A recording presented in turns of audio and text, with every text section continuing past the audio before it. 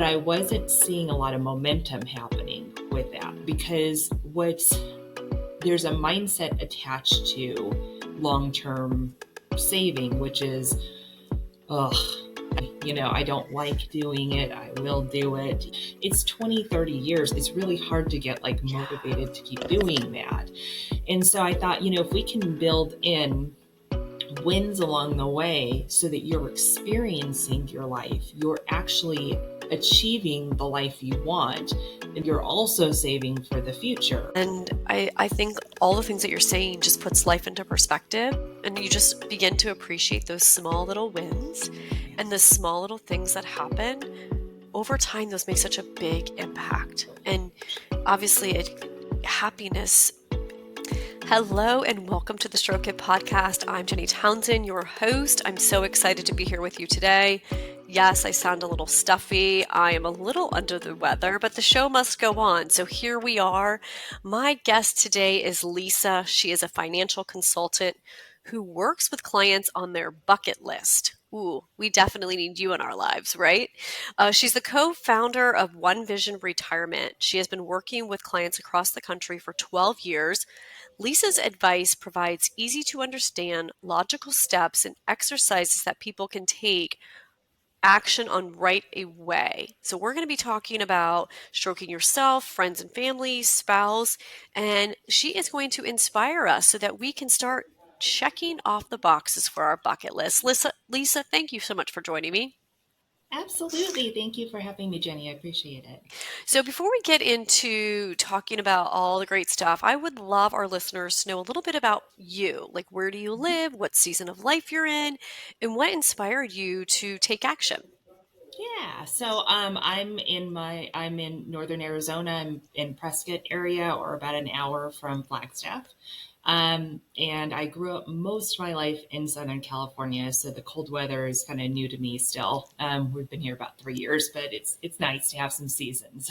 So, and basically I'm in my early 40s, so I guess I feel like I'm kind of in the summer of life, right now, just still growing and changing and figuring out what works, but ultimately very happy where I'm at right now, and the work that I'm doing and where I am with my family and everything else. I can't complain. I'm always pretty grateful of what's happening. So, Yeah. And been in the industry for about 13 years. So got a lot to share about that kind of stuff. That's awesome. And you are married as well? Mm-hmm. Yeah, married. Awesome. Yeah, no kids. We chose not to have children, but yeah, married. That's awesome. That means you have more money for retirement. I do. Yeah. But I specialize in working with women who don't have kids, but I work with plenty of families and we make it work for them too. I promise. Yeah. That's awesome. Yeah, my husband and I are married as well. We have no children. We are known as DINKs, double income, no kids. Yeah, exactly. That's us too. Absolutely. Well, that's awesome. So what inspired you to launch this company? So like I said, I've been in the industry for about 13 years. About 3 years ago, we broke off and started our own thing, mainly because we wanted to work with people on finance a little bit differently than a lot of people in our industry. Most people are used to, you have to have assets to manage for people to do investments for you. And we wanted to be able to work with people where they're at. So if they wanted to have just a monthly consultation or like a monthly subscription, we can do that. If they wanted to just do a financial plan, they could do that. They can do investments with us. So we wanted to be able to work with as many people as possible where they're at, rather than having to choose people because they hit a certain minimum, that we manage like other firms kind of do. I feel like that's the hiccup, especially for individuals, their late 20s, maybe their 30s, that are thinking about retirement. They're thinking about investing. They're thinking about how they're going to save and all that, or even just hiring a financial planner. Like, you need to have this assets. And there's a sense of like insecurity where you're like, Yeah. oh, I probably don't have enough. I'm probably not there yet. So that's amazing that you have this mission to help people no matter where they're at, because at the end of the day, there's so many individuals that are probably in their late 20s and early 30s that could use your service. Yeah. I love it. Thank you. Yeah, I mean, we wanted to be able to do that. And not just that, but there are people in their 40s and 50s that go through divorce, go through tragedy that happens, things like that. 2008 is a good example of a lot of people in their 40s and 50s that had to kind of restart some things. And it's not really fair to expect people to be at a certain place. Money is already a very emotional, stressful element in our lives. And oftentimes, I was just writing a blog post about this. Oftentimes, people start a conversation with me apologizing for where they're at, even if they have millions of dollars to manage. They kind of apologize.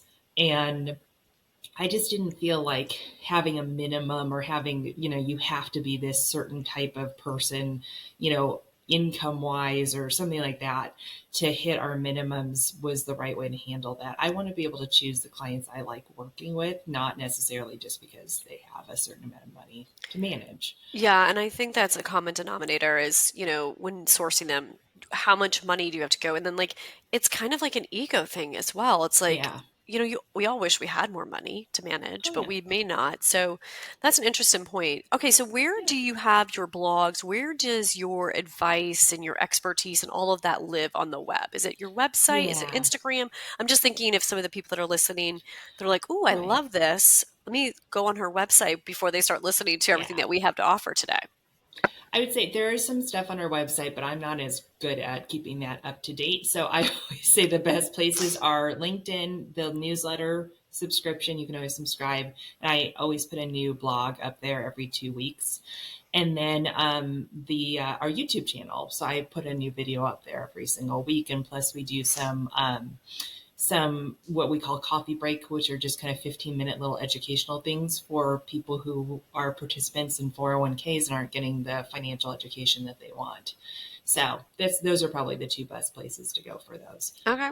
That's awesome. Very cool. Well, Lisa, I'm Yeah. excited to talk about the topics that we're going to be talking about today and inspiring all of our listeners to enhance their lives, starting with Yeah. themselves, their friends, their families, and we're going to be talking about spouses as well. So, a lot of personal development, which, if you have really great personal life and you are making decisions for yourself, you're probably going to make better decisions with your money and Yeah. is going to help in other aspects of your life. So, I love starting our podcast with the love languages. I think it's super, super important when it comes to communication with relationships, personally and professionally as well. So, what has been your experience with the love languages? Not very much. I obviously need to read it because it was very interesting. Because when you'd asked me about this, I went and Googled and I was like, "Oh, this is fascinating," but I I didn't know much about it.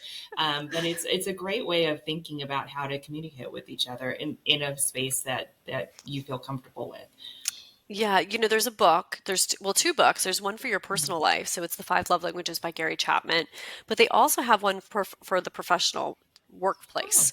So it can be a really great way to learn how to praise your employees and how to communicate with your employees, because everybody receives praise, love, and appreciation very differently. hmm, And so you can go through so many years doing something that doesn't actually connect with the other person. So it yeah. looks like yours is words of affirmation as well. Hmm. Mine's words of affirmation too. Oh, So great. I feel like a lot of women in business or a lot of women that are like movers and shakers, um, they go with that. Maybe not, they didn't get it as a child, or maybe they just need it more as an adult because they're making so many headways and moves and things like that. So, so do you appreciate when people are like, "Oh, great job," or "I really appreciate Yeah. you"? And Yeah, exactly. It's very interesting. I mean I obviously like hearing, you brought value, you helped us in this and that and that kind of thing. That's definitely great. It's kind of funny. I was listening to going off on a little bit of a tangent. I was reading a book called The Courage to Be Disliked and it's all about a philosopher called Adler. I don't know if you know about him, but it's really interesting because they talk about how to give praise without talking down to somebody and it's so interesting. So now I'm starting to rethink a bunch about like how I'm taking in affirmation. It's, that kind of thing. I always just have new things I'm looking at. I'm, kind of challenging myself and my thoughts on things. So right. So what's the book called again? Because I wanted to write that down. yeah, it's called The Courage to Be Disliked. And it's by a Japanese, I don't know if he's a philosopher or what he is, but it's a conversation between a scholar or philosopher and a student, basically. And it's really interesting. It's about a philosopher named Adler, and he was kind of a student of Freud, but decided he didn't like what Freud was saying, so he went off and started his own school of philosophy, which I thought was it's really interesting. It's just a Hmm. fascinating book. Okay, cool. We'll have to check that out and add it to our book Yeah, list. yeah, Awesome. Okay, so let's get into to talking about yourself.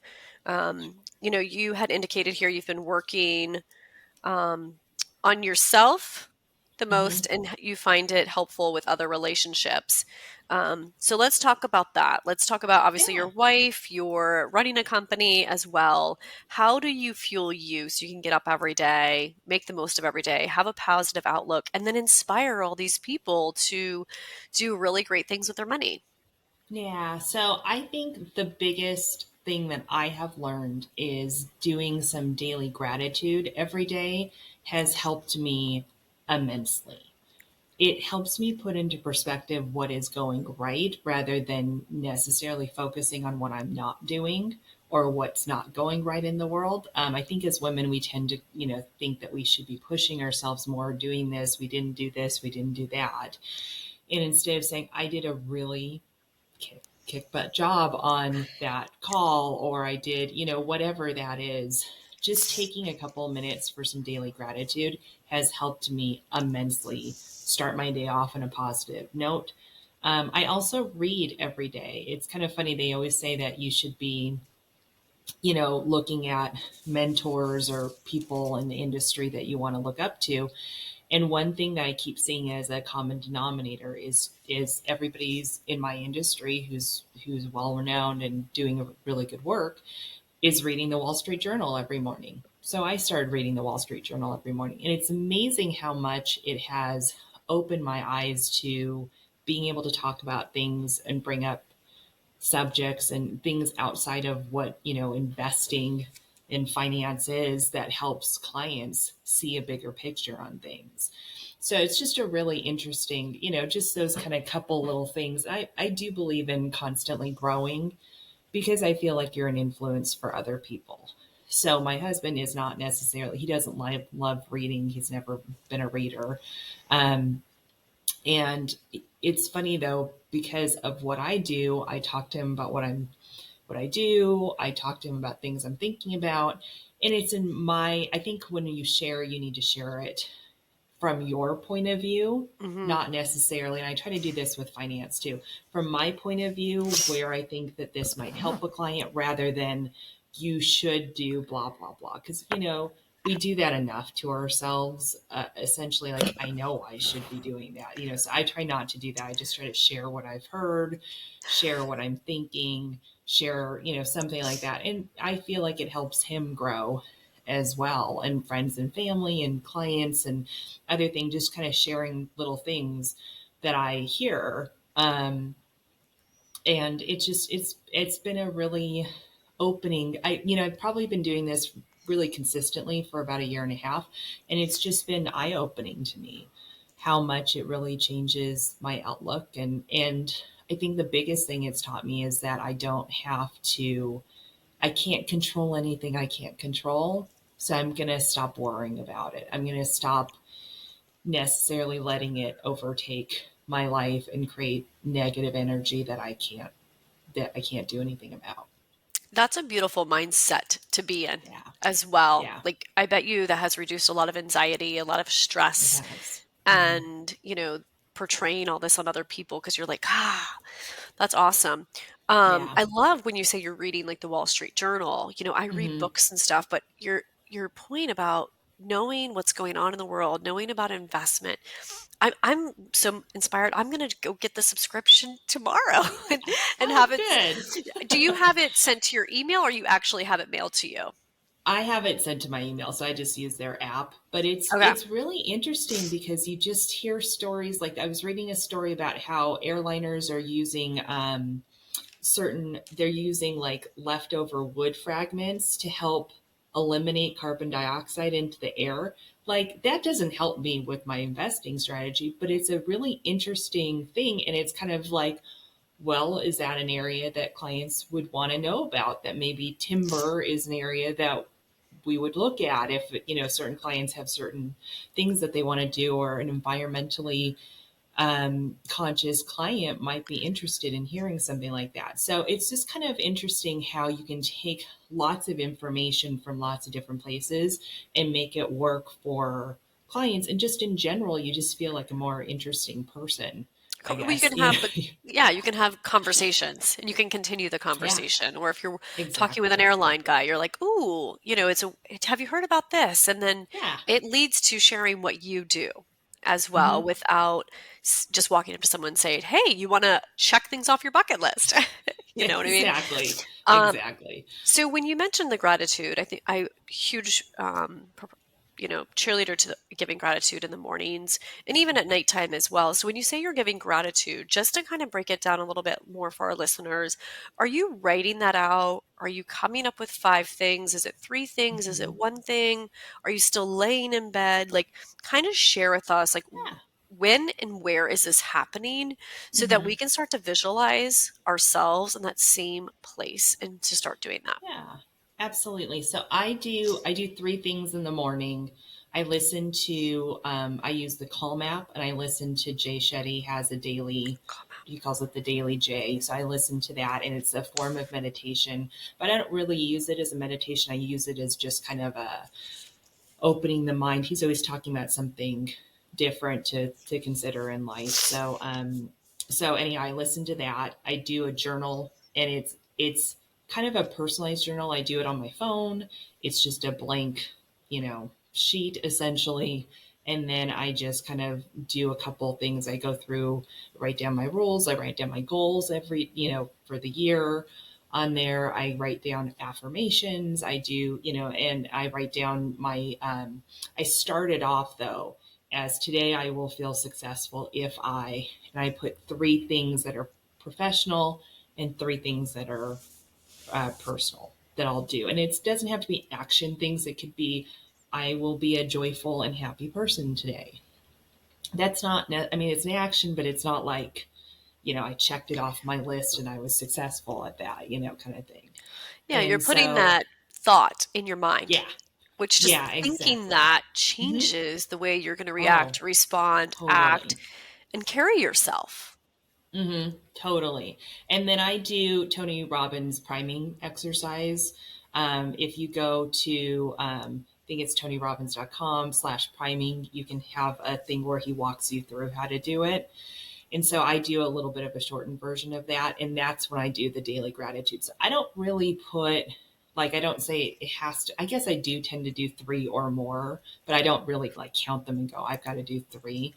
I just kind of, am in that part of it. And so I start thinking about everything I'm grateful for. And I usually do, he does it where you think about things from a much bigger viewpoint or a much longer time span. So think of things, from childhood, and I've done that, but I kind of tend to do the day before. And then I'll do bigger things like I'm so grateful. Once you get into from the couple of days or from the day beforehand, that I get into, I'm grateful for my home. I'm grateful for the food on our plates. I'm grateful for the clients I have. Like I'll do kind of more general, bigger things, but I tend to start with just the day beforehand because I Yeah. figure if I can find three things I'm grateful for from the day beforehand, it helps open up that side of it. It's kind of coming into it in a positive aspect. Yeah. So if you could tell our listeners like one or two major movements, life changes, mindset shifts, Hmm. creating these morning routines and the gratitude, the journaling, the reading, the growth, what has been the biggest impact on your life? Yeah, so I started listening to podcasts. So my husband is a big, so we moved to northern Arizona to be closer to nature, and one of our goals was to live on a trail, which we do. And so we go out on the trail every weekend, and I would listen to podcasts and things like that. I was listening a lot to more podcasts that were financial based. So, financial planning podcasts, that kind of thing. But I started to open it up to more like thought leaders and things like that. I listened to one gentleman in particular that kind of opened it up even more than that. And he's a doctor in England called Rangan Chatterjee. He's written tons of, I think he's got like 5 books or something like that on, he's a general practitioner, but how you handle mental with your physical and he's a big believer, and I agree with this wholly in terms of everything now, which is doing small things that will lead to bigger momentum. So he was talking about, just doing 5 daily exercises of strength training. And I've always been a workout person, but he started saying, just doing these 5 strength training activities for 5 minutes a day can make a big change. Well, I started doing that. Then I started doing 5 minutes of yoga. Now I'm doing 20 minutes of strength exercises every day on top of that. And it made a big difference, and it made me open up my mindset of what I'm listening to and what I'm bringing in, and how the bigger world can still make a big impact on how I run my business, how it doesn't have to be all business oriented. It doesn't have to be the CEO Right. of X and X company telling me how they did it. I can listen to a psychologist, or I can listen to Adam Grant talk about, potential, and I can get something from that can help my clients and help my business immensely. And I think that moment kind of really opened up everything. And he talks about his morning routine, this Dr. Chatterjee, and so I just kind of started doing my own version of it, and it just makes me happier during the day. I mean, I think the biggest thing is I've heard people say I'm not a big morning routine person, and you don't have to do anything. Don't do anything that doesn't make you happy. I mean, that's the underlying goal of everything, is it's got to make you happy. That's what's going to work on everything for you.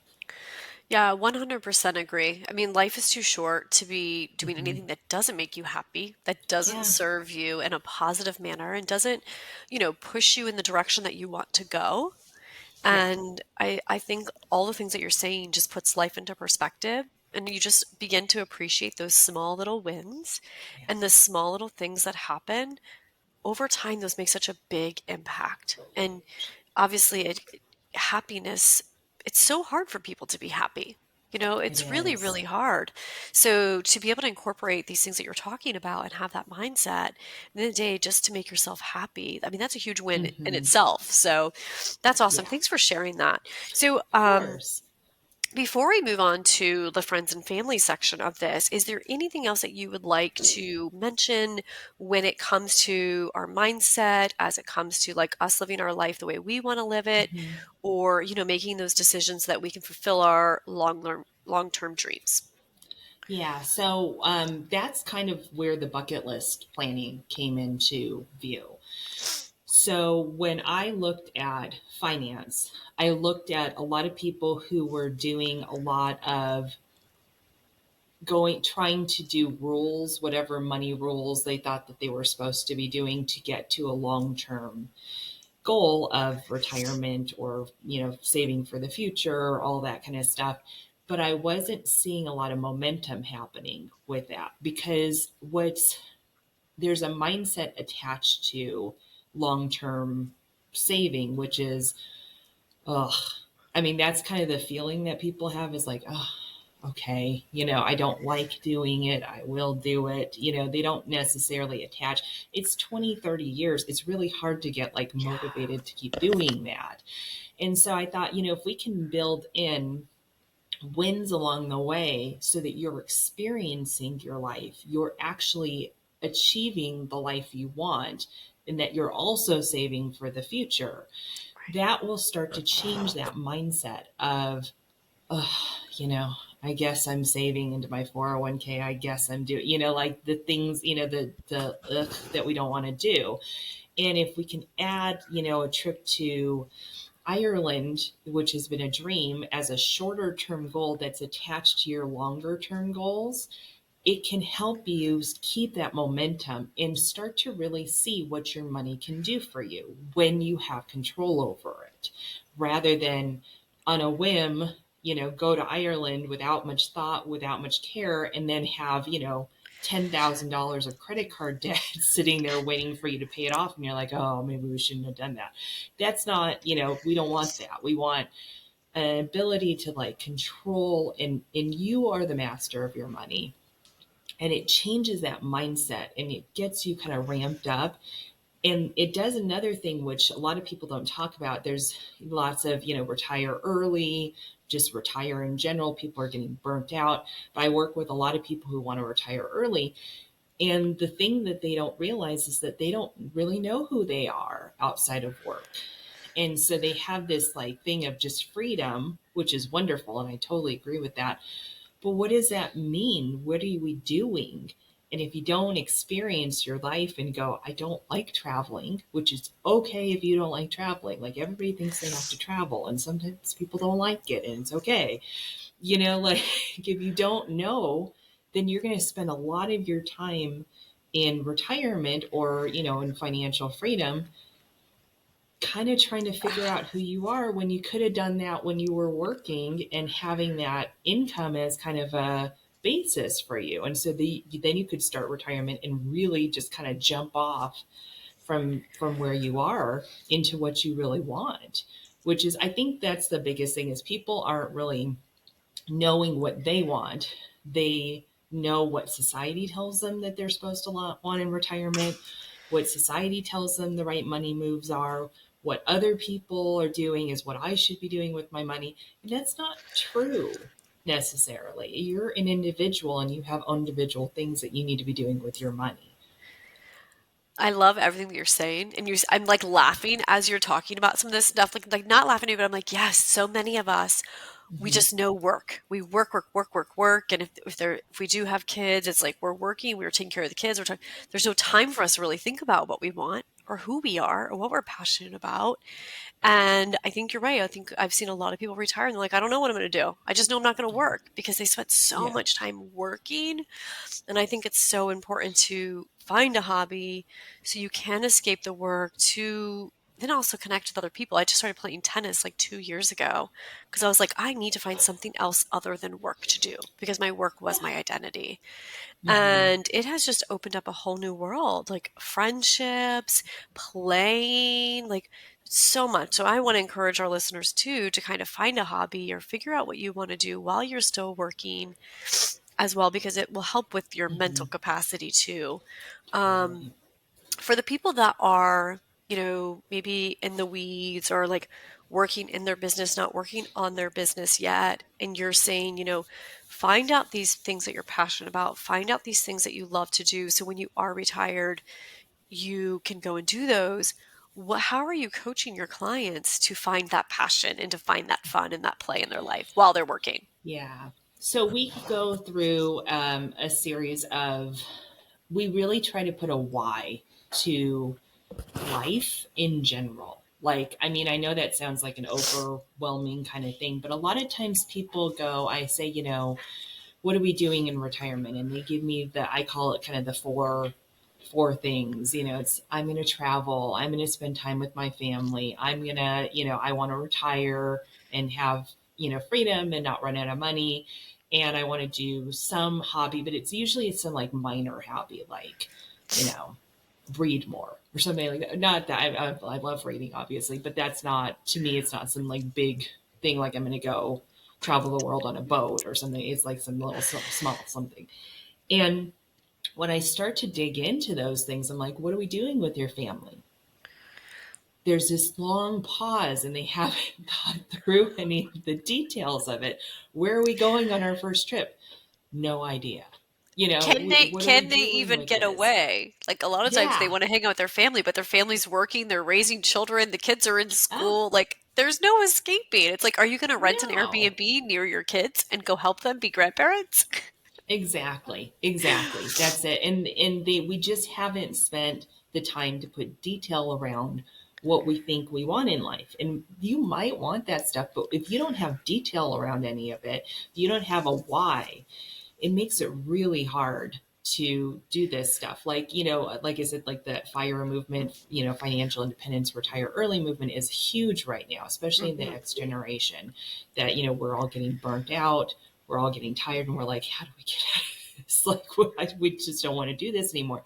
That's wonderful. But if you don't know what your life is going to look like when you retire, you're sitting there 2 weeks later going, I am bored out of my mind because my friends are still working. What am I going to be doing with my life? You know, and you can travel all over the country in an RV or whatever you want to do. But at some point, like, what is the meaning of this? Do we have a reason? Do we have you know, we still need a purpose in our life. And that's the biggest thing. So I think getting to a real why of your life, and how do we use that to create this, I call it the movie of your life, right? Because every moment Yeah. should be something you really enjoy. As you're saying this, I'm thinking, you talk to people and like, I just want to make a lot of money. And you're like, but Hmm. why? I don't know. I just want to make a lot of money. And I'm like, then it's, if you don't know why you want to make money, where you're going to invest that money, or how you're going to have that money work for you, or what you're going to do with that money, what good is any of that money? Because Yeah. though how hard you have to work to get to that money is really hard, right? So, Right. so anyways, Totally I agree with that. totally like having your why. It's everyone's like, oh, like I'll ask my husband all the time, like, your why, and he's like, I don't know, I just want to have this. And I'm like, but why? Like Yeah. diving down into that why and spending time in that, like, is so important. Like the mission statement, writing that out at the beginning of the year. Like, why do you want to do these things? Why do you want to save your money? Why do you want to retire? Why do you want to invest? Yeah. Why do you want to travel? I think is huge. And it goes right into the work that you're doing. That's amazing.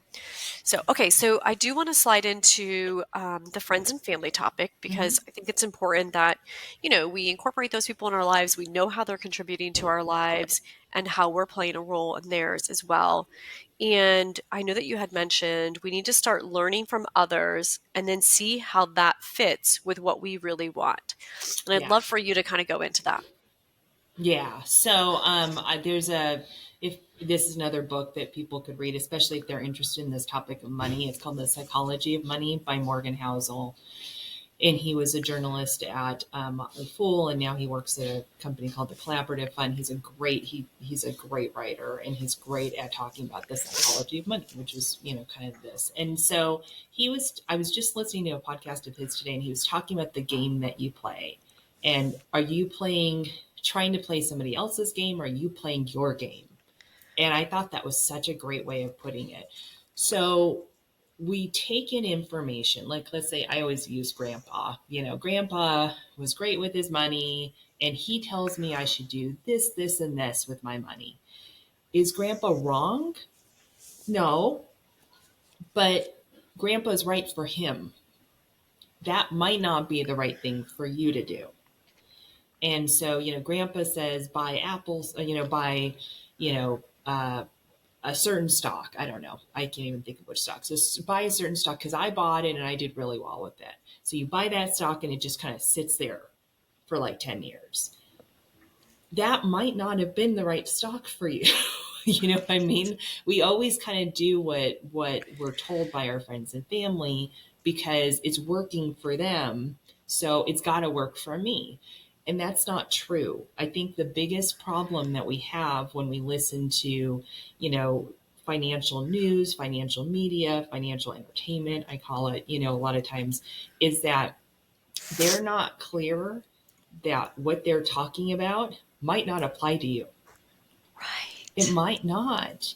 And that's the biggest thing, is that we're individuals and we let other people influence us. And there's ego involved with it too. I'm not saying grandpa's like trying to hide something from you, but he's telling you about the one stock that did well, but he's not telling you about the 10 others that tanked and that he made mistakes on. You know, and that happens on the golf course for the guys. You know, women, we don't even talk about money, which is kind of scary to me.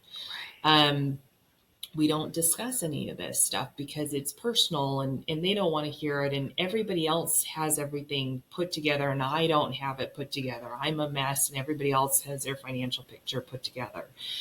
And so we use our friends and family to reflect on how we're doing. Like I was just talking to a prospect and she was saying, well, I feel like I'm not doing well compared to my relatives. And I said, well, tell me what you're seeing with your relatives. And she's like, well, they drive, fancy cars and they have a couple of homes and they do. And I said, yeah, but how are they doing month to month? Are they stressed out? Do they have plenty of money there? What's their overall goal? And she just paused and she goes, I never even thought about that.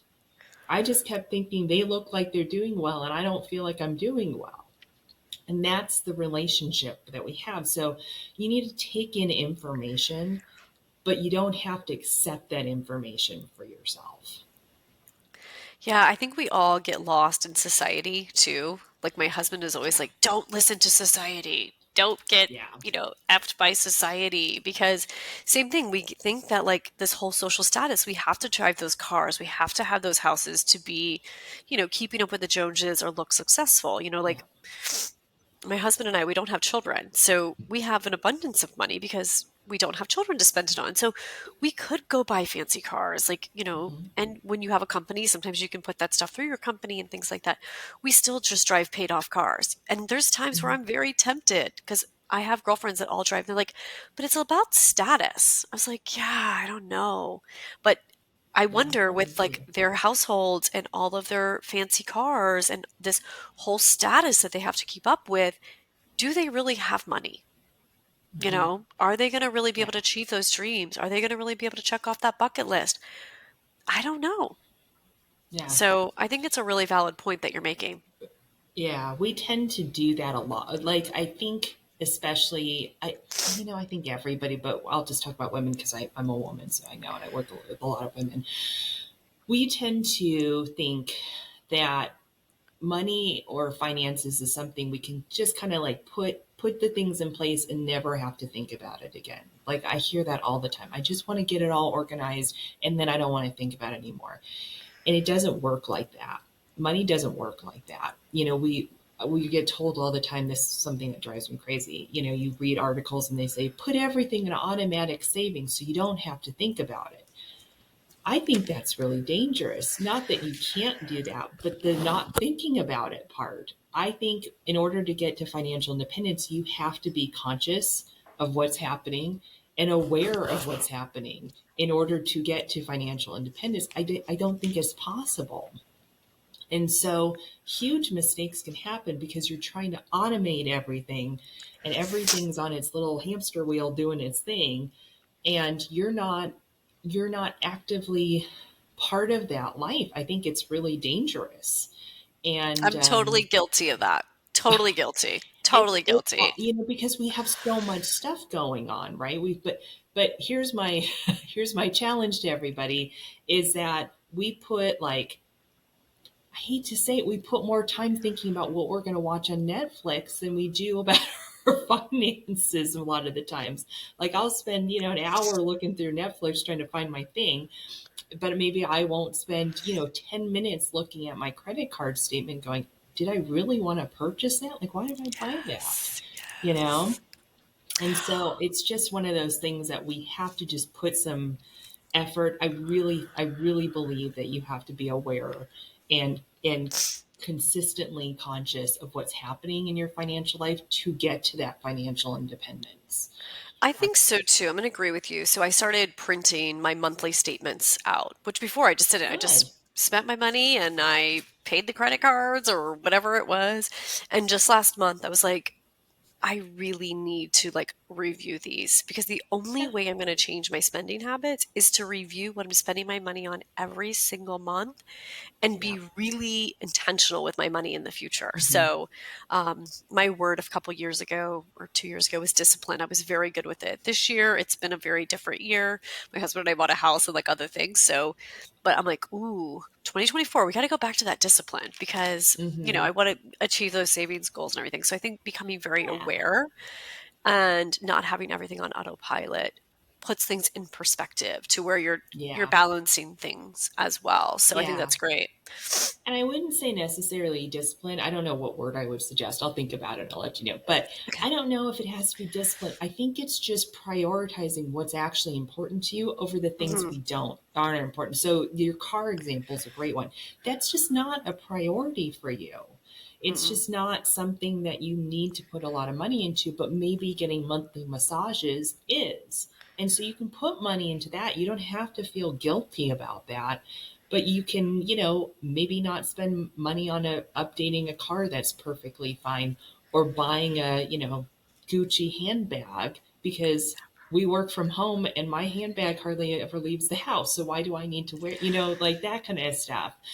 We're tempted to spend money, and then we do the thing where it's like, oh, it's only $10. Oh, it's only $20. That's not going to make a big difference.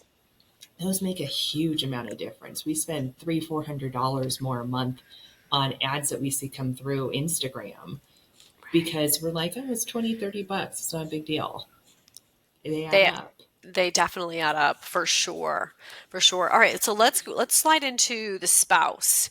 When it Sure. comes to money and your spouse, a lot of people don't know how to work together when it comes to money. Money has a lot of feelings, or a lot of feelings we bring to the marriage. So let's get on the same page and let's break Okay. that down really quickly. Yeah. So I think people don't talk about money very much because they're scared to.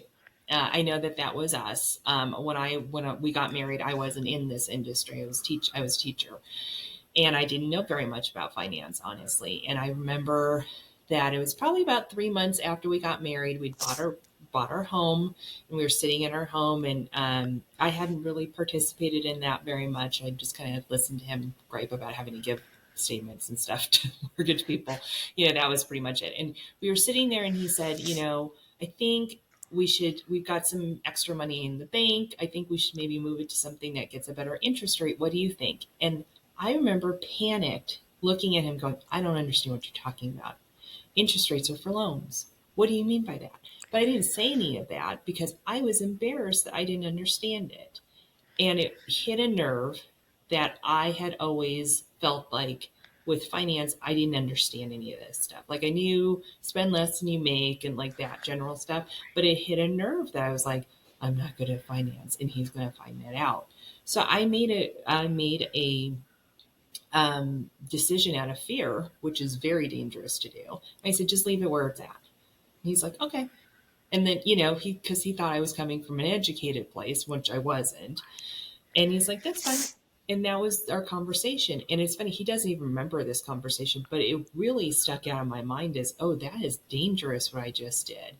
And within the year, I actually started in the industry. So then I really realized that that was dangerous what I did. Nothing, I mean, it didn't make a huge difference in our big picture, but it could have been something that could have been bigger than that. And I think we were really afraid of being judged, based off of our decisions that we've made in the past. I think we feel like we can't have an open conversation about stuff with our spouses, for one reason or another. My husband will joke and be like, another Amazon package coming in for Lisa, and I think that's okay for him to say. Maybe some people are like, well, I'm an independent woman, I can buy, but I think it's okay for him to say, because it's his way of saying, are we purchasing what we need, or are we purchasing what we don't need, Lisa? And that's Right. okay. It's okay to have those conversations. And I make a joke and I go, okay. But it's funny, it kind of sunk in once, about probably 6 months ago, and I've stopped spending as much on That's silly things I don't need. I'm not perfect. I did it too, So um, it's one of those things that having those open, ongoing conversations, I think that's the thing, is we make it like a big thing, and we're like, we sit down with our coffee, can't be wine, has to be coffee, because we got to be clear for this big conversation we're going to have with our spouse. We're going to Mhm. do our budget, and we're going to do, if you do that, it's never going to happen. But if you're just like sitting having, a couple glass of wine together, or you're watching TV and you just happen to talk about something, or it's easy for us to talk about finance now. Yes, I am in the industry, and so people are going to say, well, that's easy for you. But we make it a daily conversation. It's not like some big Yeah. drawn out thing. Like we just had a conversation yesterday. I was getting my breakfast ready and he comes and he goes, I'm thinking that maybe we do this strategy for investing rather than this strategy. And we put it in this bucket rather than this bucket. What do you think? And I'm like, I actually think this would be better than that. And we came to, it was a 2 minute conversation while I'm getting breakfast ready. It wasn't a big deal. And other people would have to have this huge drawn out conversation about that. I think that if you just kind of incorporate everyday financial discussion in your life, and it can start from read an article and talk to your spouse about it, or even a girlfriend if you don't have a spouse, some talk to somebody about it, impart wisdom, hear what they have to say. It makes those conversations so much easier when they're important conversations. As you're saying this, I'm shaking my head and I'm like, yes, yes, yes. So my husband and I, we grew up completely different as far as like spending. So like my parents were entrepreneurs, they made a lot of money, they spent a lot of money. His parents were teacher, retirement, funeral director. They worked the same job, they had retirement. Like my parents, the retirement is based on the businesses that they were growing. So like two Yeah. totally different people you merge together. So we manage money completely different. So Yeah. for our marriage, like we've never actually commingled any of our money. Like we split Mm. everything 50-50. Like I pay half the bills, he pays half the bills. I don't tell him how to do his money. He doesn't tell me how to do his money, my money. And then we have investments and we save and make those. But I am thinking like in 2024, like because I would like some help with like my discipline and not spending and really thinking about those purchases, like thinking about having those conversations. But I will tell you, they scare me. Like, because there's going to be that judgment. We're going to be fighting. And like, once you open that door, it's like, oh, so many marriages end because of money. So, Mm-hmm. for someone like myself, like, what would be your advice when it Yeah. comes to having those conversations when you're so completely opposite? And I want to get to the point where you are. Yeah. So I think it's kind of full circle where we started. I think it's coming from where you feel or you think you want to do. So if you start a conversation and say, I'm thinking, like, let's just take like a big purchase that you want to make for your business or for something like that. Let's say it's $10,000 package for something. Well, you probably should discuss that with your spouse. A lot of us don't, but you probably should. So let's say you come to them and you say, partner, I want to, I'm looking at this course and here's why I'm thinking I might do it because of this, this, and this, and here's the cost. And I know it's a lot, but I really feel like this can help me do this. What do you think? And I want your honest opinion. If you come at it like that, it depends. I mean, of course, it depends on the person, but most people are not going to come at it like shaking their head and yelling at you because you're bringing the conversation to them before you do it. That's when that argument usually happens is after you do it. They're like, why did you spend 10 grand on this and not discuss this with me?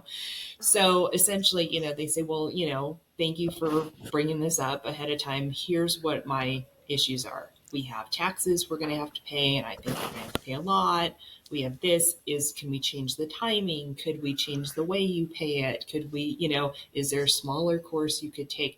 And it starts that if you come at it from an open point of view rather than I want this and you're trying to control me and you Mhm. just don't understand, like that's not the way to do it. It's coming at it from your point of view and being very open to hearing what their point of view is. And not just because I used to do this, not just going, oh yeah, I listened to your point of view, I'm still going to do what I want. That's not helpful. You try to Or you do the you exact negotiate. opposite. Yeah. Exactly. When they're like, well, thanks a lot. You didn't listen to anything I had to say. And my husband, I think, we've been married for almost 15 years. So I think he also knows it takes me a little time to like sink in with what he's saying. But I do take into consideration even things that are unsolicited that he brings up. I will still listen and go, well, how can I incorporate some of that? I mean, that might be true. Maybe that would help. And so I think just keeping an open mind in a lot of different things. can help, rather than you do this and I know you won't want, don't tell them what they're going to think about something. Just Right. come from it as, I want this, this is my reasoning for something, what do you think? And be very open to hearing what they think and not be defensive. That's, I get Yeah. defensive too, and I can understand that, but it's really important to have those conversations. And like I said, maybe not start with a huge conversation like that. Maybe start with reading a book on finance or an article on finance, or some kind of little, start following an influencer who's in finance and say, they brought up this point, what do you think? And make it kind of more open and honest conversation about money, and then start going into those kind of bigger conversations. Because once Yeah. you kind of feel at ease with each other talking about money, then and you can say, like, let's say you read an article about financial background, how your parents, what your parents did influences how you do. You can say, this is the article I read, this is how I kind of dealt with it, what do you think? And you'll probably learn something that you didn't know Right. about them. I mean, I'm constantly hearing stuff, I'm like, you never told me that. you know 16 I years we've love been it. together and you've never said anything. Yeah. So I think that kind of stuff can help. And it's, again, it's those kind of baby steps rather than like coming in and trying to do this huge conversation, or the budget, especially since we're towards the end of the year. Don't do a budget as your first conversation about finance together. Yeah. I don't No. like budgets. I don't think they work. So I wouldn't do that to your spouse. It's Awesome. just going to be horrible. Well, Lisa, I've so enjoyed getting to know you, learning about your Thanks. mindset and the philosophy on money, and just, obviously merging, the dreams and the hopes and the why with Yeah. with what we can start doing as far as action steps. So, if there was one thing that we wanted to share with our listeners today, that would be the takeaway, something they can implement today, tomorrow, to change the way they think about money, or working towards those check marks on that bucket list, what would be your one tip or advice that you would give our listeners today? Yeah. I would just start with something small. So if that is opening up your credit card statement and looking at it without judgment, but just looking at what you spent your money on, I think that can open up a whole world for you. And actually, we actually have a resource. If you're not sure if that's not the right thing for you, there's a bunch of other little things they can do. So on our website, which is onevisionretire.com/resources, there's a PDF download that you can get, called Baby Step Your Way to Financial Independence. And it's full of these little things that you could be doing to just start to get yourself more comfortable with finance as an everyday part of your life. And then it starts to build that momentum that we talked about. So that's what I would do, is just choose one thing that you're going to do a little bit differently with your money, and it will make a big impact. Yeah, it sounds like it. Well, I'm going to definitely be downloading those things. Well, thank you Yeah. for joining me. So excited to have you on the podcast. And if our individuals want to get a hold of you, they can check out your YouTube. But can you tell us what your YouTube is so that we can download it and subscribe? Yeah. It's youtube.com/ at onevisionretirement.com. Okay, Yeah. awesome. Well, thank you so much for joining. Everyone that was listening today, thank you so much. As you're entering the new year, hopefully you will be thinking about how you want to begin investing, spending, and, diving into your why so you can achieve all those dreams and achieve the bucket list that you set out to set. And oh, do you guys actually have anything on creating a bucket list? Because I have talked to some A people little bit. and they're like, "Oh, I don't have a bucket list." Do you have Hmm. a workshop, or There's do you have like a a there's download a for that? Yeah, there's a download about building out your, it's not really your bucket list, but it's building out bigger, dreaming bigger and things like that. So that is something I'm working on, though, is to put together a build your bucket list workshop. I So love that. I love that. And just dreaming. Like, I was on a call yeah. this morning and some people were like, "Well, I don't really know what I want to do in the future. I just Hmm. know I'm going to work, I'm going to pay taxes, I'm going to live, and I don't know." And I'm like, "Ooh, that sounds really depressing.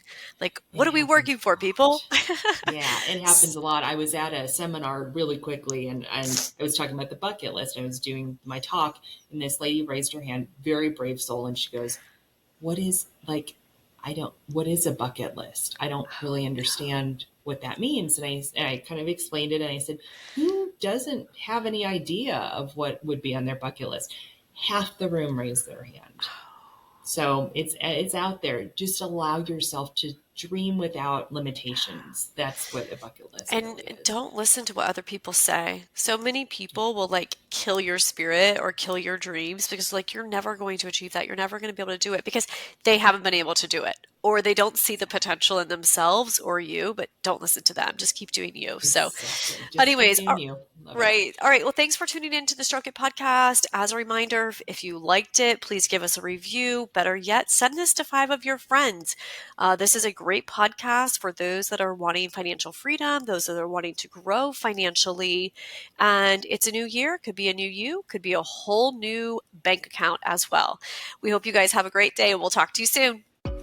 Thanks for listening to the Stroke It podcast today. If you want to stroke me, please consider giving me a 5-star review, sharing this podcast with 5 of your favorite friends or someone you may think could benefit from the podcast, and consider joining my collective. It's completely free for the first 30 days, and you can go to jennysfreegift.com.